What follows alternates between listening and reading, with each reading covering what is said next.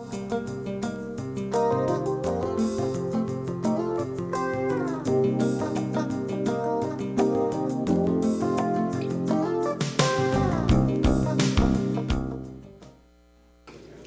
everybody, I'm Andy Lightbody, Rocky Mountain Television, and this is Gear Talk. It's kind of a special edition of Gear Talk, and we'll be telling you why here in just a minute. But look at what I have in front of me. Right now, this is what they call the Emmrod fishing system. It's probably not like anything you've ever seen before. What makes it so special is it's small and it's compact. It can break down into two little pieces like that for backpacking, kayaking, boating, horseback riding, etc.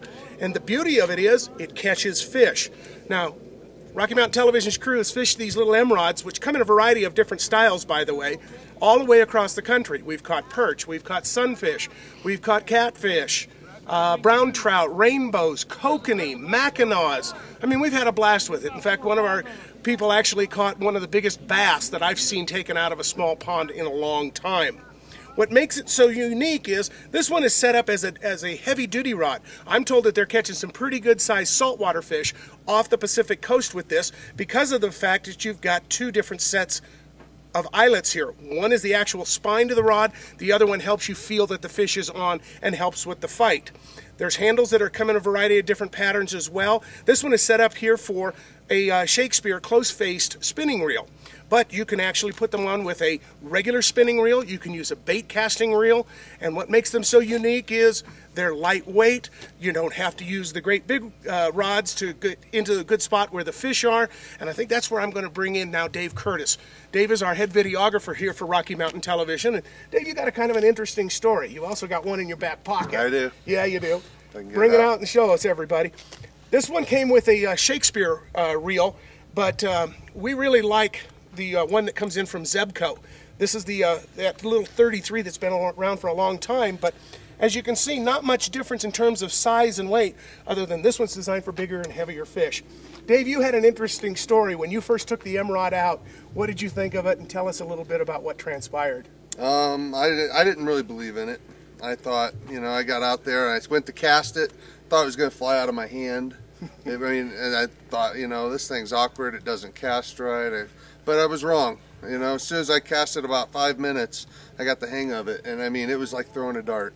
You put that lure exactly where you should hit it every time. And the result of that was I was able to get that lure exactly where I needed it, to where those brown trout were laying up against those rocks. Now, you went fishing with a mutual buddy of ours, Kelly Coughlin. Right. And Kelly looked at these, and what did he say? Oh, he caught a little sissy rod. And so he fished with a big conventional. He fished with like a 6-foot rod. Okay. And that was hitting probably where he wanted it to, 1 out of every 10 casts, where I was hitting 99% of the time exactly where I'd cast it to. And at the end of the day, I had more fish. I had about 24 brown trout to his 2 or 3. So I became a believer in it once I realized how accurate you could cast these things. An instant advocate, huh? I never did master the flip cast that the guy who invented this can do, but I haven't practiced it much. But I imagine if I practice it enough, I can pick it up just as quick as I did with regular overhand cast. So. Well, obviously, everybody, we were very impressed with it, and that's why we thought we'd bring this to you as a Gear Talk.